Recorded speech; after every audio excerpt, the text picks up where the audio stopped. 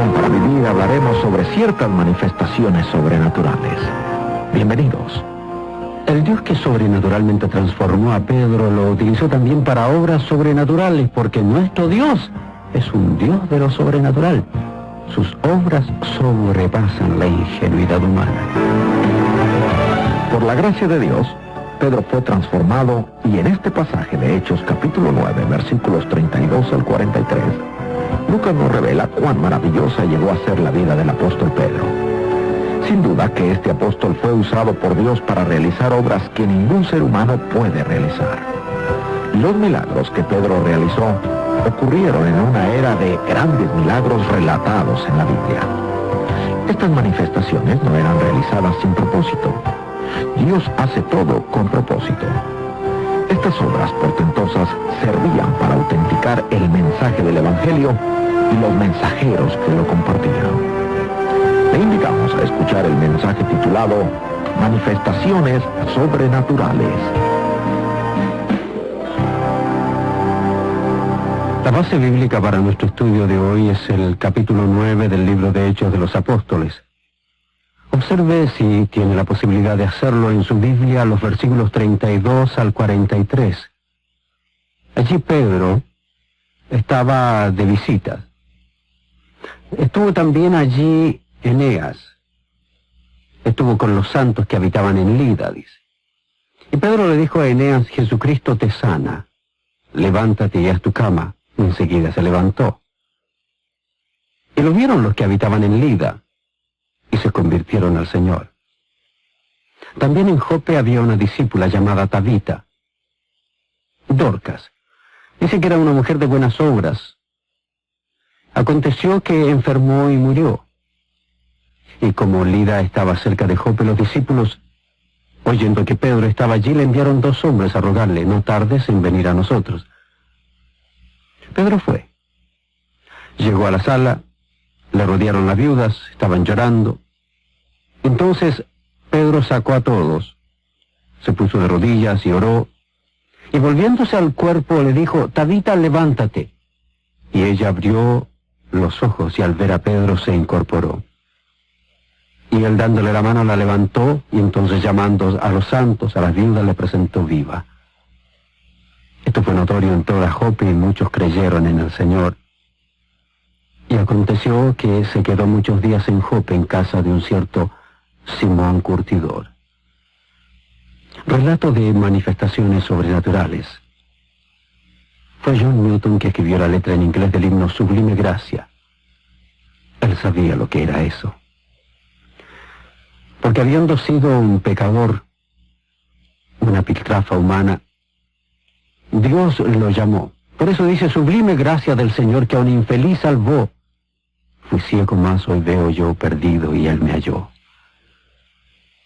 Sería grandioso saber que una vez que recibimos la salvación nunca más volveremos a sentirnos infelices. Pero eso no es así. A decir verdad, Ray Ortlund escribió el libro Señor, haz de mi vida un milagro. Y es allí lo que aparece nada menos que un ruego. Señor, ayúdame en mi destrozado yo a experimentar cambios milagrosos. Conviérteme. Me apropio de tu gracia para que hagas esto.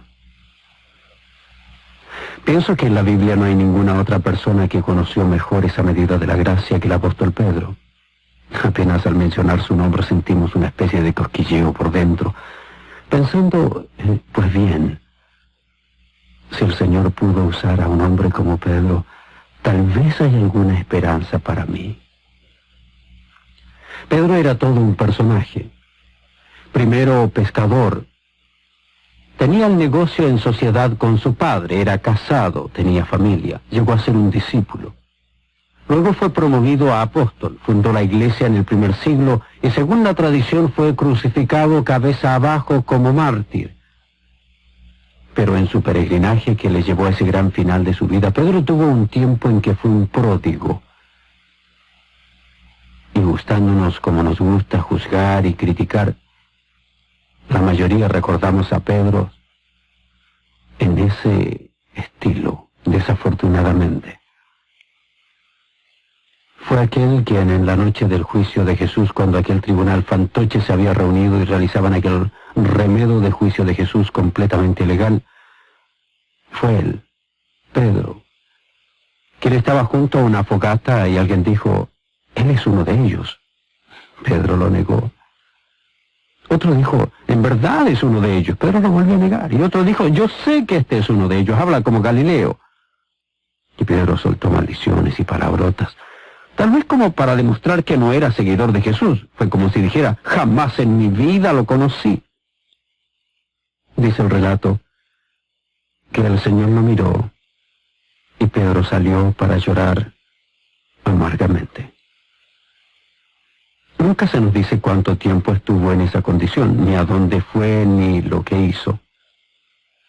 Pero para nosotros es muy fácil olvidar, a la luz de esa terrible caída en su peregrinaje hacia la madurez, que fue Pedro quien predicó el primer sermón en las calles de Jerusalén y que 3,000 personas se convirtieron ese día.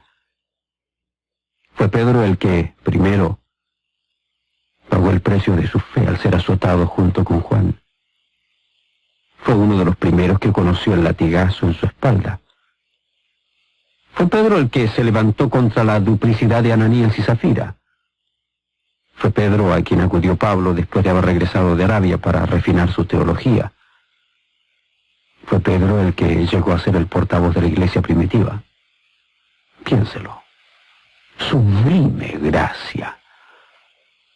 Qué bueno fue para Pedro haber venido de donde había venido y estar donde estaba, ¿no es cierto?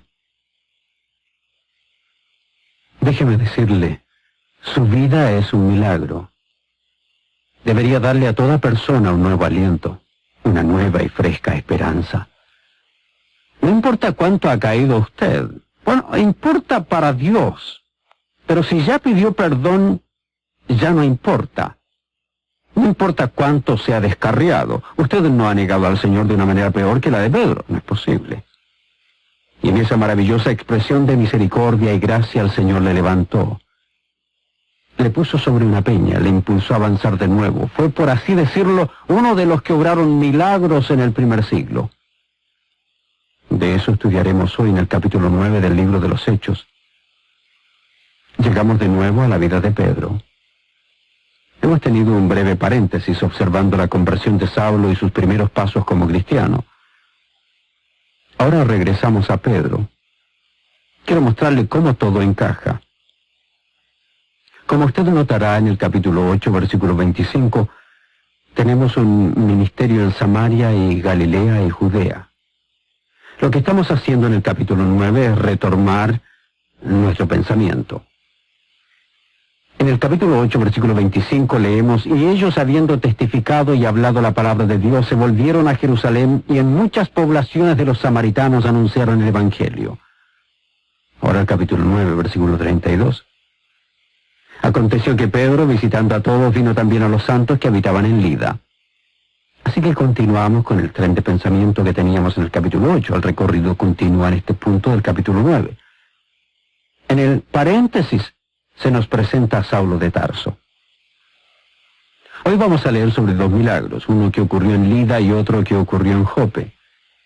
Si alguna vez usted ha viajado por Israel, probablemente arribó a la nación por vía aérea, aterrizando en Tel Aviv, que se encuentra bastante cerca de la ciudad antigua de Lida. Hoy se llama Lod. El aeropuerto actual se halla en Lod. Es la misma ciudad de Lida que encontramos en el capítulo 9. Así que vamos a ver un milagro que ocurrió en esa ciudad y luego otro que tuvo lugar como a unos 15 kilómetros de distancia en Jope. Es fácil para nosotros dejarnos informar mal respecto a los milagros, así que quiero hacer una declaración que podría ser alarmante si no se la verifica. En las Sagradas Escrituras los milagros son la excepción, no la regla. ¿Me escuchó bien? En las Sagradas Escrituras los milagros son la excepción, no la regla. Se los halla con mucho menos frecuencia que lo que la gente quiere hacernos creer. No estoy diciendo que Dios no pueda hacer milagros a su voluntad. Siempre los hará. Esa es prerrogativa de Dios. Lo que estoy diciendo es que un buen número de milagros realizados uno tras otro en un periodo de tiempo es la excepción, no la regla. Hay 3 grandes eras de milagros en los días de la Biblia. La una fue la era de Moisés. La otra fue la era de Elías y Eliseo. Y la otra fue la era de Cristo y los apóstoles. Quiero darle algunas de las razones por las que Dios realizó milagros. Le advierto, Él puede realizar cuando quiera y como quiera, pero el patrón de conducta que vemos acá nos indica algo. Piense primero que la Biblia que tiene en sus manos hoy es la revelación completa de Dios, es decir, todo lo que Él quiere que usted sepa por escrito respecto a sí mismo está en la Biblia, el Antiguo y el Nuevo Testamento, 66 libros. Eso es todo. ¿Se ha dado cuenta usted que por muchos años la gente no tenía una Biblia? En los días del Antiguo Testamento, por supuesto, no había el Nuevo Testamento. Además, por la mayor parte del primer siglo tampoco se habían compilado los libros del Antiguo Testamento. La gente estaba virtualmente sin ningún registro escrito de la obra de Dios, o en el mejor de los casos, por años todo lo que tuvieron fue un registro incompleto. No fue sino hasta el siglo II de nuestra era que la Biblia quedó compilada como la tenemos hoy, y hoy podemos confiar en ella como la palabra escrita de Dios. ¿Qué quiere decir esto? Quiere decir que cada vez que Dios les pedía a sus portavoces que hicieran una obra, Él tenía que validar su ministerio. Lo hizo por medio de los milagros. Por ejemplo, si usted quiere conocer hoy la validez del ministerio de algún individuo, abra su Biblia. Verifíquelo por lo que ella dice. La Biblia es un manual para la vida y la práctica. Si la persona se sale de la Biblia, no es un ministerio al cual debe seguir. La Biblia será nuestra guía. ¿Cómo podían en aquel tiempo saber si el individuo estaba ajustándose a lo que Dios decía? No estaba la Escritura completa. Así que cuando Dios llamó a sus portavoces a ciertas clases específicas de ministerio, les dio milagros, como si dijera, con signos de admiración, este es mi instrumento, mi portavoz, mi profeta, escúchenlo, por eso hago milagros. Les repito, no significa que Dios no pueda hacer milagros. Pero Dios hace todas las cosas con propósito. Tome a Moisés, por ejemplo. ¿Por qué Dios hizo milagros cuando Moisés fue a ver al faraón? ¿Recuerda usted? Déjeme darle un par de razones. Primero que nada, para establecer la autoridad de Dios sobre la autoridad del faraón. Era una competencia de autoridad cuando Moisés estuvo frente al faraón. ¿Recuerda? El gobernante egipcio. Hubo un milagro. Lo imitaron. Luego otro más. Pero finalmente Dios venció, como para decir, yo envié a Moisés. Yo soy el Dios Todopoderoso, el Dios de los cielos. Yo soy el Dios a quien deben seguir. Yo soy el Dios que hago milagros. Y este es mi siervo por medio del cual hago los milagros. Eso es lo segundo. Primero, los milagros cumplieron la función de autenticar, certificar, validar el ministerio. Segundo, fue para autenticar al siervo, a Moisés. Ahora, nosotros vemos a Moisés en retrospectiva, lo vemos como un gran hombre de Dios. ¿Quién puede dudar después de leer acerca de Moisés, que Moisés era el enviado de Dios? Pero, ¿se imagina usted que llega hoy un hombre a usted? Usted es el gobernante de una nación y le dice, vengo enviado de Dios. Ah, sí, muy bien, yo soy enviado de Marte, le va a decir usted. ¿Cómo comprueba aquello? Dios tenía poder. Faraón veía ante sí a un anciano de 80 años. Tenía más de 40 cuando vivía en Egipto y tuvo que salir huyendo debido a que cometió un homicidio. Había estado 40 años en el desierto trabajando para su suegra, apacentando ovejas en el desierto, y regresa a Egipto diciendo, yo soy el libertador. Grandioso. No significaba nada para la gente de sus días. Los milagros hechos a voluntad por las manos de Moisés le decían a la gente, es mejor que lo escuchen. Este hombre ha sido enviado por Dios. Avanzando un buen número de años hacia adelante, usted llega a la época de Elías y Eliseo. Allí ve otro grupo de milagros. Si usted no está bien familiarizado con la Biblia, tal vez no sepa que ese fue el periodo cuando Israel había caído en la apostasía. Adoraban a los dioses de la tierra en que vivían. Baal, el dios del sol, que se suponía hacía crecer la siembra, les daba prosperidad material. La diosa Asera, diosa de la lujuria. Había otro dios llamado Moloch, que era el dios de los sacrificios infantiles. La sociedad de ese día decía: sacrifica a tus hijos a Moloch y lograrás apaciguar su ira. Tal vez usted pueda imaginarse al pueblo de Israel cayendo en semejante idolatría, el pueblo de Dios. Entonces llegó Elías diciendo: señores, eso no está bien. Así que, ¿para qué Dios hizo milagros por medio de Elías y Eliseo? Primero, para dar testimonio a Israel de que Jehová era Dios. Número 2, para mostrarles la profundidad de la idolatría en que habían caído. Los milagros se sucedieron y captaron su atención en medio de esa apostasía e hicieron su efecto. Hubo un cambio maravilloso. Tercero, por supuesto, en los días de Jesucristo vino otra época de grandes milagros, cuando Él y sus apóstoles hicieron maravillas. Y nuevamente le doy 2 razones.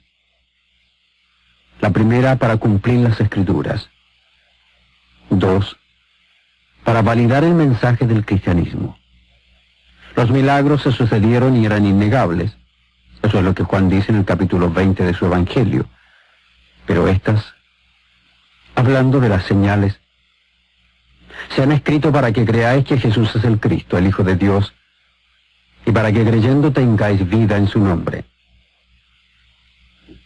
Los milagros validaron el mensaje. No tenían Biblia para verificarlo. Cristo realizó esas pruebas en milagros.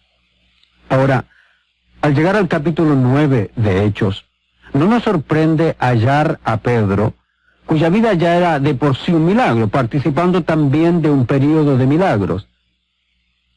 John Walworth escribe en su libro El Espíritu Santo las siguientes palabras: una exhibición nada usual de milagro no es característica ordinaria de cada generación.